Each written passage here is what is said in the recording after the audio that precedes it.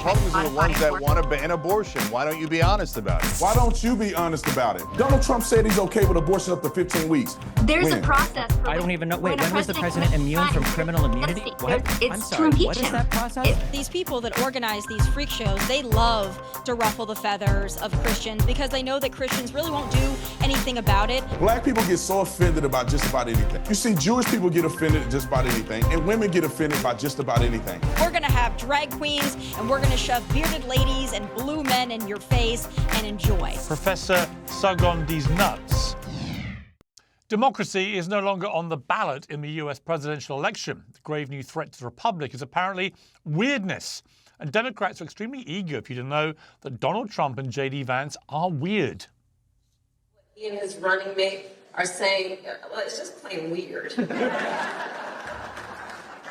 These guys are just weird. That's who they are. As weird and creepy as JD Vance. Super weird idea from JD Vance. Yeah, it's not. I mean, it's quite weird. They're just plain weird. Just plain weird. Just plain weird. That stuff is weird. They come across weird, and then they start being weird. Yeah, they're weird. Being a really weird. He's such a weirdo. Donald Trump and his weirdo running mate are weird.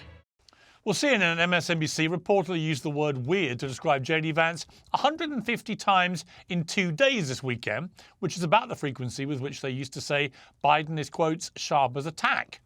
On the one hand, this is a victory for the Trump campaign. It's a tacit admission that Project Fear has failed. The dire warnings about Trump's existential threat may have excited Biden loyalists, but the American people weren't really having it. In fact, a recent poll of crucial swing state voters found that more people trusted Trump to defend democracy than President Biden. But the dramatic change in messaging represents a much bigger problem for Republicans. It shows that Democrats have pivoted their focus from whining to winning, and smearing both Trump and his supporters as grubby weirdos is the new coordinated line of attack. Us MAGA Republicans banned abortion, but that's just the start. That's just the start. If Trump gets elected, we want the government involved in all aspects of your sex life. Way more involved. Way more involved. When you have sexual intercourse, it should be illegal to use contraception. No pills, no condoms. Your genitals are reserved for procreation. If you freeze 12 eggs, you should be required to have 12 babies, or else you're a serial killer. And I'm definitely not a serial killer. Are you? Well, the problem with Democrats on this point in particular is that they can be pretty weird themselves, not least in that video montage we just watched, but also as evidenced by Harris supporters at campaign events so far this week. You don't mess with childless cat ladies. Good evening, folks. My name is Charlotte Clymer. My pronouns are she, her. I'm a writer and activist, and I am so excited to be part of this historic gathering of women across the country. Amplify the voices of those who have been historically marginalized and use the privilege you have in order to push for systemic change.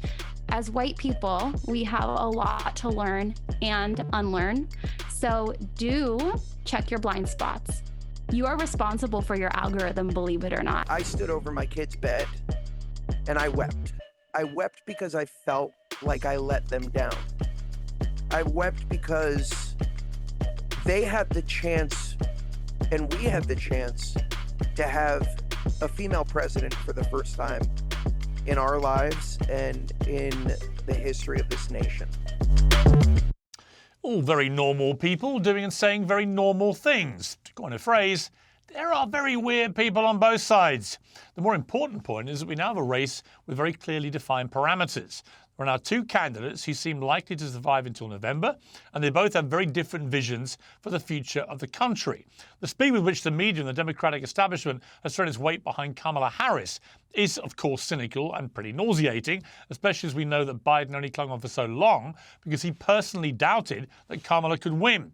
I understand the anger in conservative quarters, how quickly the calamities and cover-up have been forgotten, but the fact is that Kamala Harris is the candidate and the polls are narrowing fast. If Republicans want to regain their advantage, they've got to flip the script again. Less whining and more winning. Well, joining me now is the co-founder of Young Turks, Cenk Uygur, from the Redheaded Libertarian Josie Glabach, streamer Destiny, and from the Officer Tatum podcast, Brandon Tatum. Welcome to all of you. Cenk Uygur, this whole thing about weirdness, are Democrats in a great place to lecture people about being weird, given how weird so many Democrats are? Yes, they are. First of all, the people that you showed in the weird montage for Democrats is someone dressed up, someone who's transgender, and someone who cries too much. Okay, it's not my cup of tea, but I'm not offended by it. And it's most importantly not policy. On the other hand, when JD Vance says that people who have more kids should be able to vote more, and he constantly attacks people without children, look, you can call it weird, you can call it anything you like, but it is way outside the bounds of normal policy matters, and it gets into controlling our lives from the guys who pretended that they were against big government. Josie Glabach, is this JD Vance comment about the childless, cat-loving ladies of America, is that going to turn out to be a massive millstone? And will it make Donald Trump regret choosing him as his VP? No, I don't think so. I think that these ladies are really leaning into their childless, cat-owning persona and just owning it. And I can think of more offensive things that have been said about women than owning cats and being childless. So I don't think it's going to hang around. I think it's kind of low-hanging fruit, and I think that they're going to move on pretty soon. But it kind of plays into this narrative of Democrats, I think, are rather successfully pushing out there now, that the Republican ticket has Donald Trump, whose history with women is not great, to put it mildly, and you've now got JD Vance, whose comments about women are not great, to put it mildly, and they're going to package it all up as a war on women, using, I suspect, abortion as one of the central weapons to do that. And there are going to be a lot of women in America going, I'm childless, I don't have a cat, I don't like being talked about in this derogatory manner, and they may not want government to interfere with their bodies and so on. Are you not worried that this is going to be a big problem come November? I don't think so. So abortion was never banned. What they did, they returned it to the states, which is the way that it should have been the whole time. Roe v. Wade was legislated. Roe v. Wade was legislated from the bench, which is unconstitutional. So what Dobbs did is it just handed it back to the states, and it told Congress, if you can write a law, then we'll legislate this law. Or if you can legislate this law, then we're going to rule on this law and tell you if this law is constitutional. So they handed it back to Congress, handed it back to the states. Congress tried to pass a law to codify abortion, and it failed. So it's still in the hands of Congress. If they want to write a law to codify abortion, then they can, but they haven't successfully done that yet. So until they do, it's back in the hands of the states. Okay, yeah, Destiny. but they haven't successfully done that because Republicans have blocked it. What they had tried to do. The Republicans are the ones that want to ban abortion. Why don't you be honest about it? Why don't you be honest about it? You want to ban abortion. You want to take away women's rights. Why don't you be honest about it? Republicans are not banning abortions. Fact. That's not a fact. Abortions. They are in red states. First of all, Donald Trump. That's a 100% fact. Donald J. Trump at his rally, which ticked me off because I want abortions to be banned. But Donald Trump said he's okay with abortion pills sent through mail. That's 2/3 of all abortions are done through abortion pills. He said it was fine. The Supreme Court ruled that was fine. Donald Trump said he's okay with abortion up to 15 weeks. Where on the platform of the Republican Party do you see Republicans banning abortions? There's literally, Georgia has an abortion ban at 6 weeks. The want idea that somebody be okay with something in the mail is not relevant. Let me bring in. Hang on. Don't talk over each other, please. Hang on. Let me bring in Destiny to respond to that question. Yeah, the president signaling that he might be okay with a thing at this point is irrelevant. Roe v. Wade was overturned. The idea that this court cares about legislating from the bench when they've granted the president criminal immunity, which is something that is completely unfounded in any part historically of our legislative tradition, of our judicial tradition, or in the Constitution. The idea that the president might signal that he's okay with abortion pills sent through the mail doesn't matter if a state now has the ability to heavily restrict or outright ban abortion. And this idea that Republicans don't want to ban abortion, that's the people I don't have even the right know who to you're vote. talking to right now. That's great. But what Cenk said was absolutely correct. What Cenk said was correct. If you go and look at the restrictive abortion laws that exist throughout the country right now, they are far more restrictive in Republican states. And some of them, you might be pregnant, you're not even going to know. And by the time you realize you're pregnant, it's already banned for you to get an abortion. We live in a republic. JD Vance was talking about the people without children. Let me just play a clip. I want to play a clip because Well, we talked about Supreme Court and reverting rights to states and so on. Let's play a clip. This is from Joe Biden's speech after 60 years of a civil rights bill. It was a bit rambling. I listened to it. It didn't make sense, a lot of it. It was a typical, I'm afraid, rather sad delivery by the president. But he made this point about the Supreme Court. And most recently and most shockingly, the Supreme Court established in Trump versus the United States a dangerous precedent. They ruled, as you know, that the President of the United States has immunity for potential crimes he may have committed while in office. Immunity. This nation was founded on the principle there are no kings in America. Each of us is equal before the law.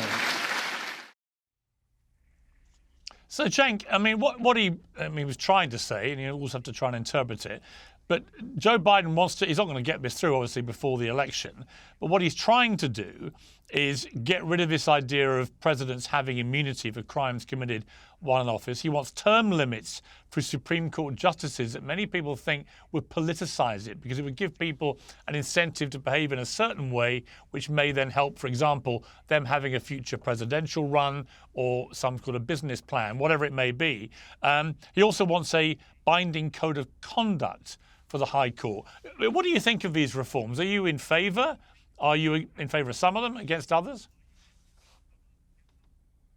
Yeah, so look, I think the Supreme Court is one of the most corrupt institutions in America. I wrote a whole book about it called Justice is Coming, and how they actually wound up perverting both the Republican and the Democratic parties because they allowed infinite money in politics. And it was a scheme to allow corporations to basically buy our government, and that's what they've executed. So I loathe what the Supreme Court has done.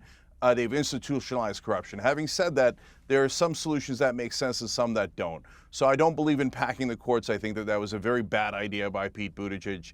I think term limits is interesting, and I think that maybe the right wing might agree to it if we had more liberals on the court. Now that they have more conservatives, of course, they won't be principled and will never agree to it. Ethics code should be basic. We should all agree to that. They're taking these fabulous vacations and getting basically millions of dollars in value from incredibly rich people who run corporations, and then they rule in favor of those corporations. It's just about as corrupt as it could possibly be. All right, Officer Tatum, the problem looking at it from the outside is that when you have, as Donald Trump found in his last term of office, the ability to pack the court with 3 of your own in one term, it does lead to an imbalance which you would be crying foul about if it was the other way around. What is the answer to that? No, I wouldn't be foul. I wouldn't be crying foul about it if the other way was around. I mean, if the roles were reversed, because I understand the process and I understand the way the government works. If there's a Republican in office and the seats are open, the Republican can get someone into that position. And if the Democrats can do the same thing. If somehow Clarence Thomas is timed out when there's a Democrat in office, they're going to put a Democrat in his place. And if somehow someone else dies that's a Republican on the Supreme Court, they're going to put another Democrat in. That'll be 2 Democrats on the Supreme Court. It's just so happened to be timing. And that's why presidential elections are so important, and that's why they're so consequential. I think that the crazy thing is that out of one side of the mouth, the left cry that the Supreme Court is doing the right thing by blocking all of Trump's advances that the election was stolen. But now all of a sudden they're ruling in his favor. Make your mind up. If they're supporting Trump, then they would have allowed the election interference, election fraud cases to go straight through. They would have ruled on it in Trump's favor, but they didn't. They didn't even look at it. So I think the Supreme Court is balanced and is fair. They just don't like the fact that people are leaning more conservative. I don't like everything the Supreme Court does, but it's fair and balanced and co-equal branches of the government. Should there now, be if term you want limits? term limits, well, if we're going to do term limits for Supreme Court, let's do term limits in the House and Senate, and I'll be totally okay with that. Okay, Destiny, what's your view of this? Yeah, so firstly, the idea that if you're a Democratic president and you get to nominate and have a Democratic Supreme Court justice, that's an interesting concept in theory, but I seem to remember that Obama had spent almost a year with a vacancy on the Supreme Court that McConnell explicitly said he was going to deny a hearing for, which was insane. The Democrats were robbed of a Supreme Court seating there, and who's to say if Republicans would ever seat a Supreme Court justice? Maybe next time it'll be 2 years before an election, and they're saying, well, Maybe we should wait for the next election cycle. You have to keep in mind that when the court was created, the reason why there are lifetime appointments is because justices, Supreme Court justices, are supposed to be insulated from the political pressures relating to running again for office and all of the other things that go into having to keep in mind like an election season. However, all of that, as Cenk rightly pointed out, is completely destroyed if you are taking bribes or getting paid or getting some kind of compensation based perhaps on the way that you might rule in the court. So an ethics guideline, I don't know how anybody could be opposed to that. And the nice thing about term limits are people focus on term limits as like term limiting a person, which is fine, whatever. The nice thing about term limits isn't necessarily the term limit. It's that you could apportion so that every single president gets either 1 or 1.5 picks, depending upon what you actually put that term limit as, which I think everybody would agree would probably be fair. If every president was guaranteed the same number of Supreme Court picks, it means that the composition of the Supreme Court would roughly align with how Americans are voting for president, rather than this idea that, hey, maybe you'll get really lucky and one president, you know, if Trump were to win again, if Sotomayor were to, God forbid, die or step down, maybe Trump, one president, gets 4 Supreme Court picks, which is insane. It's just, I think, Josie, the reality is, well, hang on, Josie, the reality is, isn't it, that had it been the other way around, had Joe Biden been able to pack the Supreme Court with 3 very progressive judges, I think Republicans would have gone completely nuts. And there's the problem, is that it doesn't really matter which side is doing it. If you have the ability in one 4-year term to have that kind of significant sea change in the makeup of the Supreme Court, doesn't it lose its ability to be impartial? Well, we had a liberal leading Supreme Court for 60 years. And now it's the first time where it switched and it's starting to lean conservative again for the first time in a long time. Now, if you want to add term limits to the Supreme Court, that would require a constitutional amendment of Article 3. And that would mean 2/3 of Congress and 3/4 of the states would have to agree to term limits on the Supreme Court. So that's just not something you can wave a wand and do. Also, it'd be unconstitutional to punish a president for performing his enumerated and implied powers. And SCOTUS, when they had said that they weren't going to criminalize this, SCOTUS had asked the lower courts to determine that scope, but no one's really talking about that part. It was SCOTUS had sent it back to the lower courts. They didn't just rule on it blindly. That is completely and totally not true. This is misrepresented by conservatives so much, okay? So there were 4 different actions that the court spoke about. Roberts ruled one of them is qualifying for absolute immunity, this first bucket of things that he's created, by the way. None of these things have existed historically. There are other things now. All of the other acts are presumed immune, meaning that the state, or the government in this case, has to bring a reason why they should be able to probe these actions in a way that will never damage the executive's ability to operate in the future, which encompasses all of the other actions that are spoken about in the Supreme Court case. The reason why they remanded some of that to the lower court was for the lower courts to now have that argument over the presumptive immunity. Criminal immunity has never existed in any size, shape, or form for any politician in this country in the history of the United States. And the idea that a U.S. president, that we came from a rebellion against a king, that our president is now criminally immune for performing his duties, why would we ever assume that he needs that type of immunity? That's not true. It's true. When was the president immune for criminal immunity? There's a process for I don't even know. Wait, when was the president immune from criminal immunity? There's a process for when a president commits a crime, and that process is outlined in Article 1. It's I'm sorry, to impeach what him. is that process? Look. Wait, hold on. No. Impeachment has nothing to do with criminal liability. So when a criminal, so when a president, with all due respect, you have no idea what the structure of our government is. I'm so sorry. Okay, impeachment is a political process that you use to unseat somebody, and once they're unseated, you can prevent them from holding future office. If you listen to Benjamin Franklin, for instance, talk about impeachment, impeachment was created so that you didn't have to either assassinate or fabricate criminal charges to remove somebody from office. Impeachment has nothing to do with criminal liability. The maximum conviction sentence you can get for being impeached is just being removed from office and prevented from taking seat in future office. That's it. No, it's not. All right. Let me just, I just want to move on. I want to move on. Let me discuss that at length. I want to move on to Trump's latest interview with Laura Ingraham at Fox News, in which he said this about Kamala Harris. She got rid of the laugh. I noticed I haven't seen that crazy laugh that she gets. She's crazy. That laugh, that's the laugh of a crazy person. But I noticed that she's not using that laugh anymore. Somebody convinced her, don't laugh, just don't laugh. Don't laugh under any circumstances because you... I like laughter, but sometimes. Not her laughter. Now, Tatum, what do you make of that? I mean, Kamala Harris does have a weird laugh, there's no doubt about it. She's labeling Trump and JD Vance as a bunch of weirdos too. Everyone's calling each other crazy, weird, whatever. What they're not debating, it seems to me much, is policy. Why has it descended into kind of just pathetic name calling? Yeah, I think, you know, I don't like when politicians do this because it's pointless for the American people. Like, in a conversation where Donald Trump may want to interject that's fine. But like you said, it does nothing for the political conversation. No one, now I'll say this, I'm not going to say no one cares because I think it's a negative that Kamala Harris does have a weird laugh. I think it does turn people off to her. But I think it has zero value in a person going to the grocery store and trying to figure out how they're going to pay their bills. So Donald Trump mentioning that is completely pointless. And I think it doesn't add any value. But I didn't listen to the full conversation, and I don't know if it was just a side note that he interjected. But I think the conversation needs to be focused more on policy and how we're going to turn around America and make it better for everybody that live here. Okay, and Cenk, on this separate rising thing about white dudes backing Kamala Harris, do you feel entirely comfortable with this? We've actually got the actual dude saying it. Let's take a listen to him. I am not Mr. Lebowski. You're Mr. Lebowski. I'm the dude. So that's what you call me. I was brought to the party not so much as being white, and I certainly am, but because I'm a dude, you know.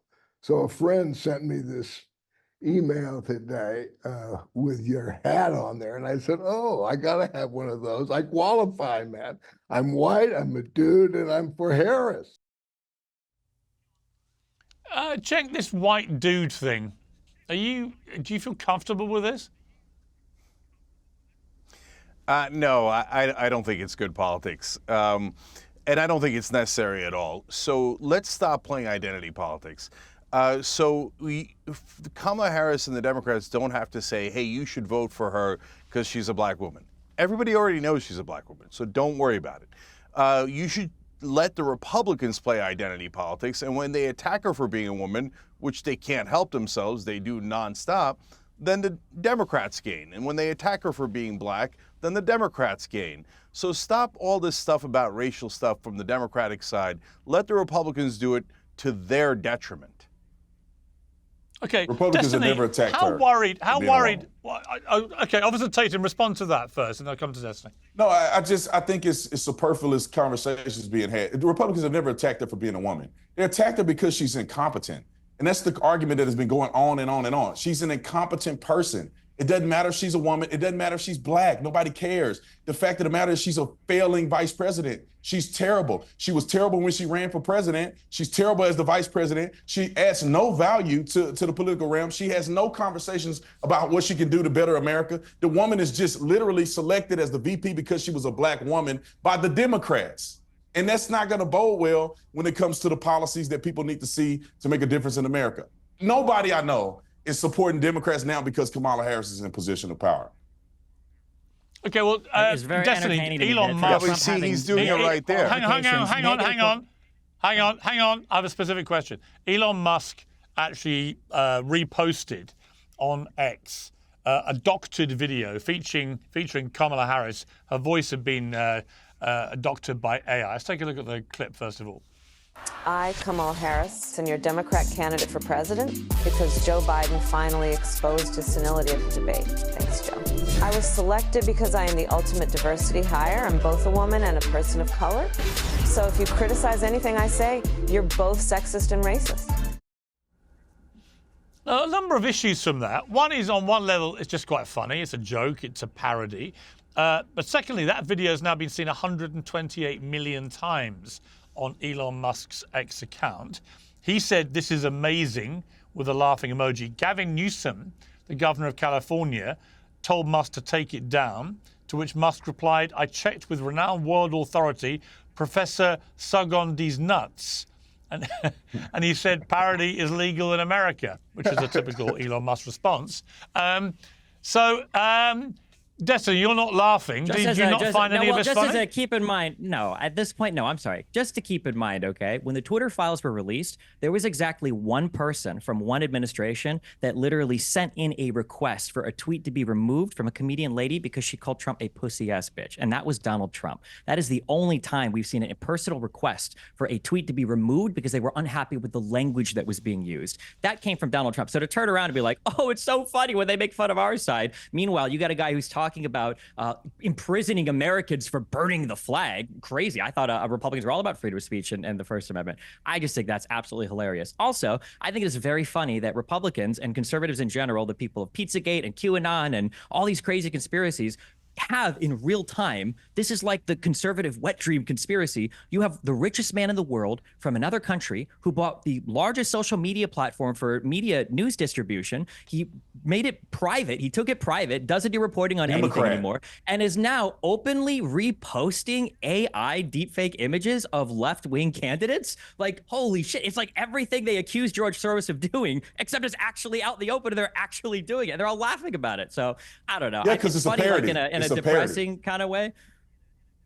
Let me ask. Hold on. It's a parody like when Snoop Dogg does a music video and Donald Trump is in it and Republicans are losing their mind over, oh my God, it was a mock assassination. Yeah, parody, come on. Well, yeah, they shot him in the head in the video. They shot him in the head in the video. Let me ask, before we move on to all things Olympics, I want to talk to Cenk quickly. We've talked a lot, Cenk, in this whole campaign about what may present a proper threat to Donald Trump. And it seems to me that if you look at the first week of Kamala Harris, all right, it's been a coronation. Many people are concerned about the way it's happened, everything else. But the money is absolutely pouring in for her, $200 million plus in a week. She's exuding an air of a leader. I saw her with Netanyahu where she looked presidential. She made a sort of presidential sounding address, even though there is an actual president, Biden, who's still there. She's got a lot of momentum here. There's only 4 months to go. Can she ride that wave of momentum? We're seeing the gap closing in many of the polls. You're seeing the black gap, for example, the black vote gap closing markedly, the Hispanic vote apparently closing as well. Is this just a honeymoon thing? Or are you looking at her and thinking, actually, you know what? She's got a chance here. Yeah, it's both, Piers. First of all, to the Democrats out there who think that this is not going to be a roller coaster ride, and we're just going to easily win, snap out of it. That is not a healthy way of thinking about it. That is very unlikely. The Republicans are really good at inventing issues, so they'll invent things to be outraged about. It'll hurt her. So there's a lot more cycles to come. Having said that, look, Piers, I was on your show many times saying we got to get rid of Biden, and if we do, we'll go from near 0% chance to at least a 50% chance of winning. And that is all the difference in the world, and that is where we are now. There was no question that it was the right thing to do, to push Biden out, to get a candidate that excites people. And the minute people saw someone who was not 98 years old, because both Biden and Trump are so old, so decrepit, the American people were like, oh my God, it turns out young, vibrant person who can speak is possible as our leader. So that's why she's gotten this huge bump up. That part is real and will last. Whether she can then take that, build off of it, and win is a different issue. Officer Tatum, are you worried at all about the fact it's no longer doddery old Joe, but a much more dynamic Kamala Harris who appears to be resonating? Well, I wouldn't say that I'm worried, but I do think that they do have some leverage there. I mean, Joe Biden was so terrible, and that was an easy win for us. I was excited that he was falling off the rails. But the difference is that Kamala Harris watched him fall off the rails and defended him this entire time. The Democrats defended him. They said he was okay. They said nothing was wrong with him. And the crazy fact is that Democrats think it's appropriate that this man that's supposed to have all these great accomplishments can't even run for president again. And they think that he can still run the country. This is what Democrats are representing. And Kamala Harris, she's going to have a lot of momentum because she is younger, because it is a relief from a half-dead person running for office, but it's going to die because there's no substance there. You can only pour so much money into a person. You can only be hype about a woman because she's a woman and she's black and she's a minority, get all these crazy women on the call. You can only do that for so long, but then the American people are going to be looking at their bank accounts. They're going to be looking at the inflation. They're going to be looking at all these things that they already have problems with. They're going to be looking at immigration. And they're going to say, okay, now that all the fluff is over, what are you going to do about it? Absolutely nothing. And they're still, think about this, Piers, they are still in the administration that's running the country right now. It's not over. They still have to run the country. And they're failing miserably. And so I don't think it's going to last enough when the rubber meets the road.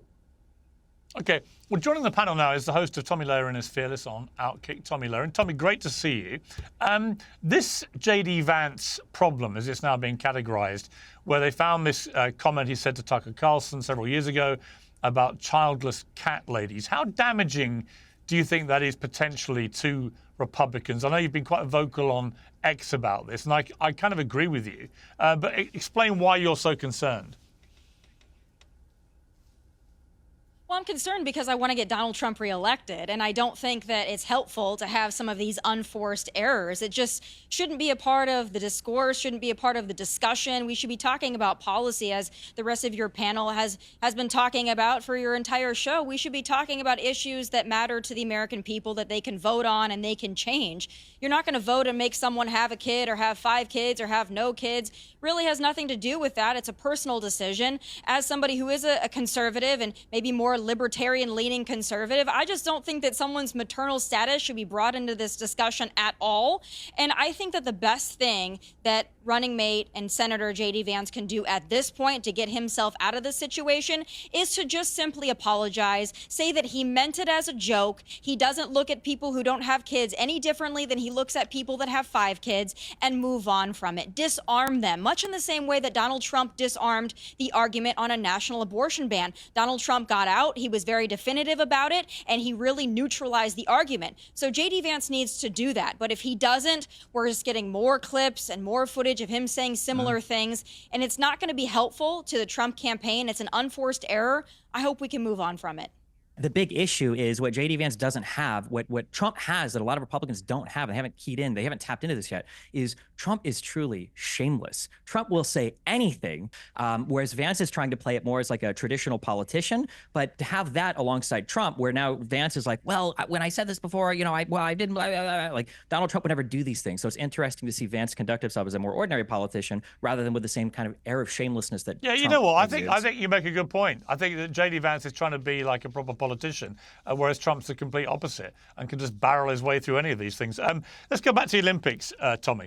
So the opening ceremony, I was watching this, and there were lots of things which blew my mind, some in a good way. I thought Celine Dion's comeback was spectacular, an incredible act of heroism, frankly, after what she's been through with her health.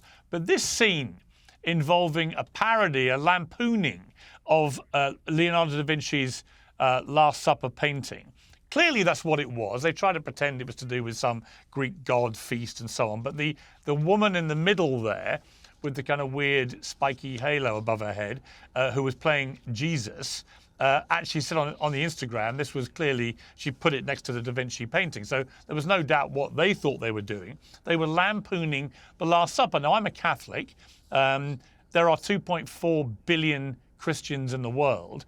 I can only begin to imagine the uproar this had been done to, say, Islam or to Hinduism or to Judaism, to any other religion, frankly.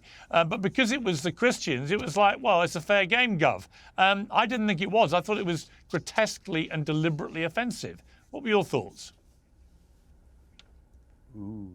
Yeah, you're exactly right. Deliberately offensive. And the half-ass apology that they tried to issue afterwards just goes to the core that this was purposely offensive, because these people that organize these freak shows, they love to ruffle the feathers of Christians because they know that Christians really won't do anything about it. It'll hurt our feelings for a day. There'll be some social media outrage, but then nothing will really come of it. You couldn't make fun of any other religion this way. They wouldn't stand for it. They wouldn't allow it to happen. They would have a much bigger outcry than just a few disgruntled Christians who take offense to it and a few maybe these celebrity Christians who have spoken out about it, but they deliberately intended to offend Christians, and they wanted to put on this freak show to just once again thumb their nose at people with more traditional values and say that, hey, no spectacle is left for normal people anymore. You want to watch sports and just enjoy sports? Well, no, we're going to have drag queens and we're going to shove bearded ladies and blue men in your face and enjoy. And that's exactly what they wanted to do,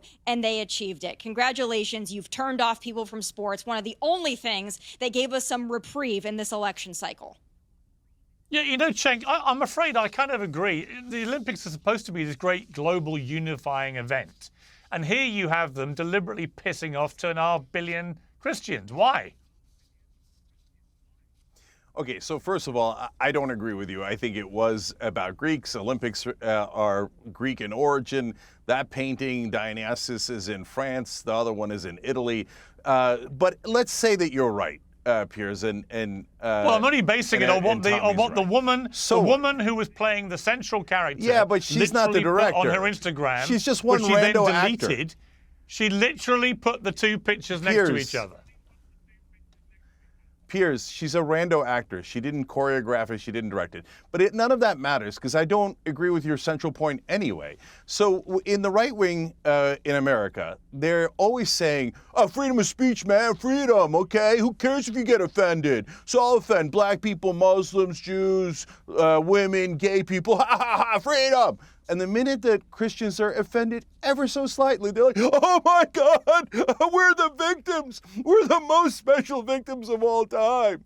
Okay, get over yourselves. And by the way, I'm consistent on this. You know, I was born Muslim, but when Muslims say you can't draw the Prophet Muhammad, I say, hey, brother, you can't draw the Prophet Muhammad. That doesn't apply to anyone else. They're not in your religion. So can everybody just stop being offended at everything and move on with your lives? Really, this is so important to you, and you caught feelings Destiny over is it? somebody who Destiny is somebody who I know very rarely gets offended by anything. What was your view of this? I mean, like, there's two levels to this. So one, if it truly was a parody of The Last Supper, then I guess you can evaluate it as such. And if you want to get offended or you want to be upset about it, I can understand why people would be. But I mean, I mean, the idea that this was with like the festivities involving Dionysus and the fact that this is like the Olympics and the Greeks, and the fact that like the big thing that everybody's mad about is like the one picture, which is like zoomed in and it's not even what the thing in totality looked like, is just pearl clutching from conservatives. And, you know, when you look at, it's funny because in a way it kind of wraps into the whole Kamala Harris and conservatives being threatened. Conservatives have only run off of like culture war stuff and like crazy social issues for the past like 8 years. There is no policy platform. So it's not surprising to me that now the new chip that they've inserted into their mind to be upset about this week is that they feel slighted by the Olympics, you know? Who knows, maybe it'll be a Happy Holidays Cups, in a few months or something. All I would say is I'm not a conservative. I am a Christian. I'm a Catholic. And I was pissed off by it. I thought it was deliberately mocking our religion in a way that they just wouldn't have done it with Islam. Oh, wait, they wouldn't have done it with Islam. You were watching. You were I'll tell you why. I'll tell you why. I'll tell you why. You're like, oh my God, is this the last? I'm so upset right now. No shot. Let me tell you why. I'll tell you why. Let me explain why. There's actually a shocking double standard about this. And it's this. There was a veteran commentator of 40 years of covering the Olympics and athletics, normally in things like water polo, volleyball, all that kind of stuff. There's a guy called Bob Ballard. He's an English guy, and he was fired by Eurosport because he said this in relation to an Australian relay swimming team, female. Well, the women just finishing off. You know what women are like. Hanging around, you know, doing the makeup. Outrageous, Bob. Some of the men are doing that as well. They're doing the makeup. Yeah. Now, Josie, here's the point I would make about this, and this is the double standard I was alluding to. It was a bit of a dumb joke, all right? It's a sort of silly, quite sexist joke about women taking their time to do their makeup. But who cares? It was obviously just a little joke. He's an older guy. He hasn't got the woke memo about no one can laugh at anything anymore. But putting aside that to one point, he gets fired immediately. But the people behind the desecration of The Last Supper in front of billion viewers offending 2.5 billion Christians. None of them get held accountable. Why has Bob Ballard had to go for what was a lame but tame joke about female swimmers? It's about two different sets of rules for two different types of people. And he said something that was considered sexist against women, which, let me say, as a woman, yes, we take a while to do our makeup, and that's okay. And it's all right to acknowledge that. It's just the truth.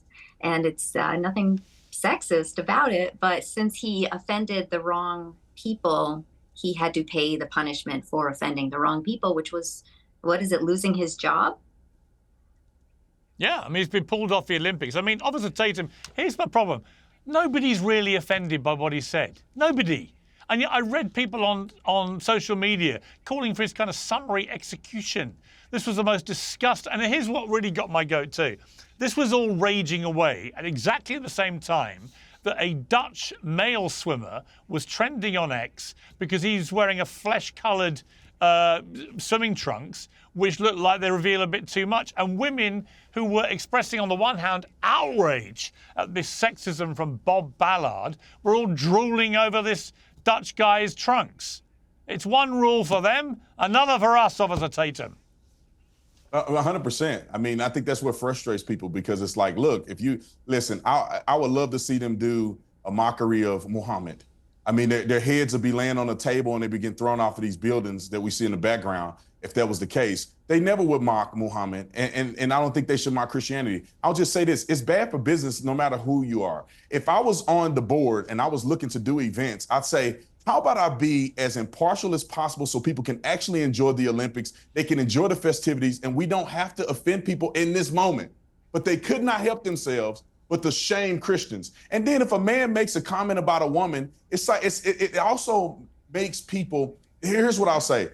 Black people get so offended about just about anything. You see Jewish people get offended just about anything, and women get offended by just about anything. And it really creates this animosity in these groups, or gay people get offended by a lot of stuff. It creates animosity because a woman can make a joke about a man and say he's ugly, he's hairy, he's nasty, he's dirty, and men just take it, and who cares? But if you make a joke about a woman, they got a term called sexist. And it's weird to me. And what it does is it create animosity between groups that should not exist. It's just like if you make a joke about a black person, you will never in your life see a white comedian really joking about black people. Even if it's a joke, you hardly will ever see it. Black people joke about white people every day of the week. Why can't we all just look at each other as people? If somebody want to tell a joke, tell a freaking joke, laugh at it. If you don't like it, just turn the channel. But now it's such a double standard that when I was a cop, just real quick, when I was a cop, I could say things online, I could do things on patrol that if I were white, I would get fired immediately and called a racist. And that's just not right. And I want to see those things change in America. Yeah, I mean, Tommy, have we just lost our sense of humor? I mean, I couldn't imagine you getting outraged by somebody making a joke like that to you. You would just probably laugh and whack them back with a zinger of your own, wouldn't you?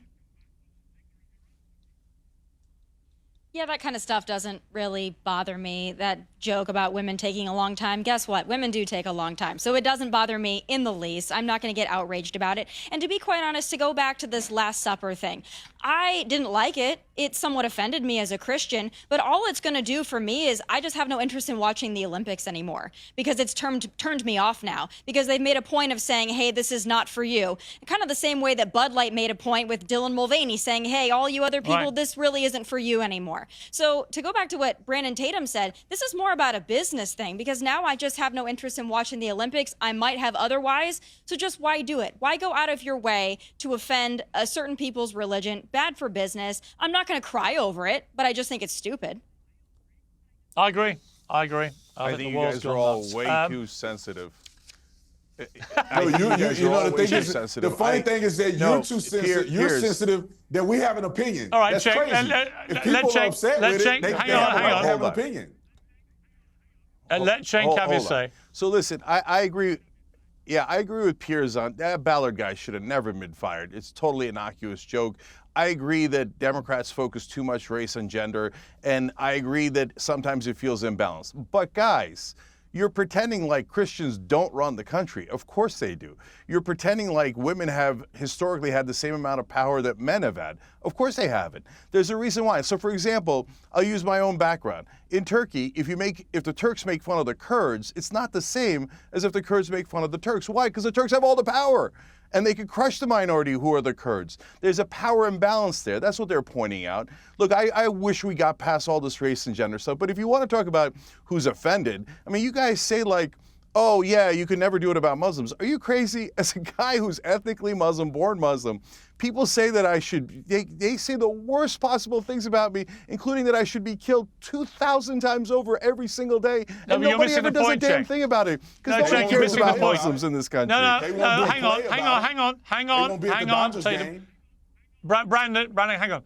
The thing is, Cenk, you're missing the point. The point is not whether you would find a joke funny or not about Muslims. It's the fact that the Olympic chiefs would never have authorized a skit mocking Islam and the Prophet Muhammad in the way that that skit mocked Christianity and Jesus Christ. And it was interesting to me to see the reaction, actually, from Muslim groups, including one of the biggest Muslim groups in Egypt, where their leader came out and was as emphatically critical of what had happened on behalf of Christians as any Christians were. So this was something where I think leaders of all faiths around the world went, even if it's not us, this is just gratuitously offensive. It's the idea that it's the best comparison that's always Piers, done is hold when on, let me answer that. Hang on, Justin, I'll come to you after let me just answer that real quick. So first of all, I don't care about the Olympic Committee, and I don't believe that anybody's going to watch swimming or not watch swimming because they were offended by some sort of skit. If we're talking about which religion actually has power, are we kidding here? So Christians in Louisiana and other places are actually passing laws saying that the kids have to be indoctrinated with Christian propaganda. So there is actually people that have power in this country, and it is definitely not Muslims, it's Christians. And by the way, we're talking about getting offended. As now an atheist, people say that we're going to burn in hell. They say the most offensive things about us, and we don't sweat it. You know why we don't sweat it? Because we know we're right. If you guys knew that you were right, then you wouldn't sweat it either. But you actually are nervous about it because you don't think you're right. That's why you take so much offense at people saying their opinions about your religion. And that's true of all of them. All right, Destiny, final word to Destiny. Something that should always be kept in mind is conservatives always play this game. And Piers, I think you do it sometimes too, where people will say, well, look at this person in power and what they said. Okay, well, what if we compare that to what these random people on Twitter said?